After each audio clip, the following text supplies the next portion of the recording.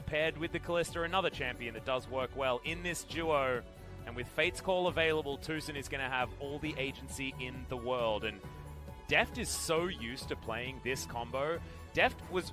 I'll tell you a bit of a story about Deft and Kalista. When Kalista first came out, he was in the LPL, and Deft tried it a few times.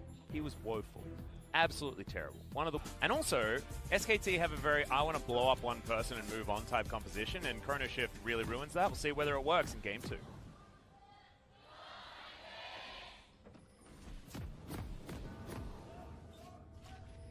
As Faker, like you say, using his health bar as a resource, shoving this wave relentlessly, buys space, buys time, and buys opportunity for Clid to get whatever he wants here on this map on the Jarvan. Vaughn hasn't been ganked yet, though, so that's great news. It ticked over to 3 minutes. He gave the viewers the one thing that Cuz hurt us. Cuz hurt us. All right, looking to come on forward as Faker just claws his way out. We'll take bomb damage. There we go. Bit of damage there. On the top side of the map with the lane priority he picked up. Well, can you pay attention to what is happening right here? Oh, that just missed. Marta got pulled back, and then a blue was stolen.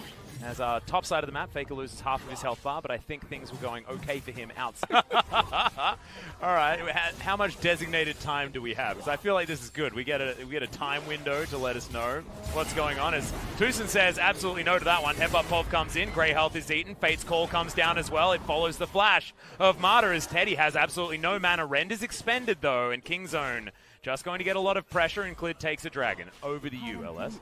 Well, looks at things, or at least into the back pocket of a Kingzone player, is Clid looking to try and lock down Deft here on the bottom side. Flash immediately used as he's trying to dart out, but it's going to be first blood, and it's going to go over to Teddy. Tucson has the unbreakable will, but I don't know whether it's named correctly as he lasts a long time, but it's still a double kill for the Sivir. That was a fantastic execution by SKT down there in the bottom. They're going to be able to get so many plates as Yorick, Julia, Aatrox, and Zillion make their way to mid lane with Shelly Rivers. Shelly Rivers and Julia together should be able to raise this mid tier 1 turret though, and this theoretically could be a win for Kingzone. You can see up on the score screen, I mean, money-wise, it's certainly not working just yet, but after this first blood turret comes in, and also all the map control they're going to gain. Aggro. Everyone actually took part in that trade. We can't watch it because Teddy's flashing to try and murder a Kalista. Tucson's able to get out, but Khan's underneath the turret trying to get some steak for dinner, and he should be able to do so very easily. That Crimson Rush did repugnant amounts of damage. And that's his turret going down. When a Vladimir takes a bite out of an Alistar, is it an Edward Cullen? I've never read the books. I'm done.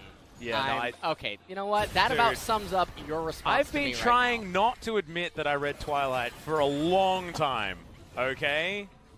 So don't pose those questions. Whatever happened to those actors? They just dropped off the face of the planet. I don't know, he did a bit of work. That a Cloud Drake was the second one that was rolled. That's true. So another double Cloud Drake coming in for SKT is another death for Deft underneath this turret. Hemoplague does come in, it doesn't kill, but Sanguine Pool is there, and Khan not going to die today. Underneath the turret is not safe as Hex Flash from Tucson as he makes his way forward. Actually knocks Clid out, but Marta's there, and Cuz, he's investing into this one. The World Ender was used, but has to turn around. Abyssal Voyage towards the bottom side of the map. Marta continuing to move forward. Dark Procession is down. Marta is now inside the baby cage, but he's just going to eat the Yorick. The Maiden doing some work. Julia, can you save your dad? The answer is no, as Jarvan just puts him in the ground and immediately... Interesting teleport ward location there for Faker. Not sure if he'll end up taking that or...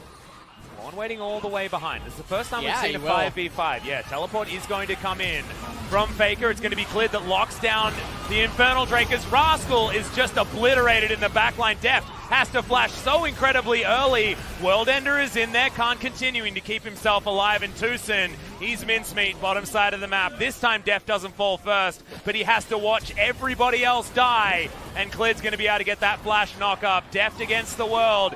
Feels like the identity of Kingzone. It's not enough against SKT. Yeah, and that fight would just probably going to be the straw that broke the camel's back this game, as Can't imagine a world where a 10,000 gold lead at 20 minutes with an Infernal Drake and a SKT, and I just don't know what this King Zone competition is going to be able to do. Khan, once again, we'll see whether he can do the improbable against Rascal as he's still holding onto the pull. It is still there, remember, as the ultimate going to be used very, very early onto Rascal. Is it going to time out before anything else as Cuz comes on in? And that's Chrono Shift value completely irrelevant once again. And once again, a dead deft. There is a lot of deja vu this game. What just happened? Did he get one shot?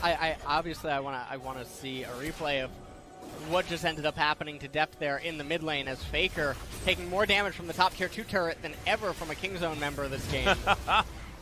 Hopefully we can put the turrets on the damage graph so we can at least get a decent number.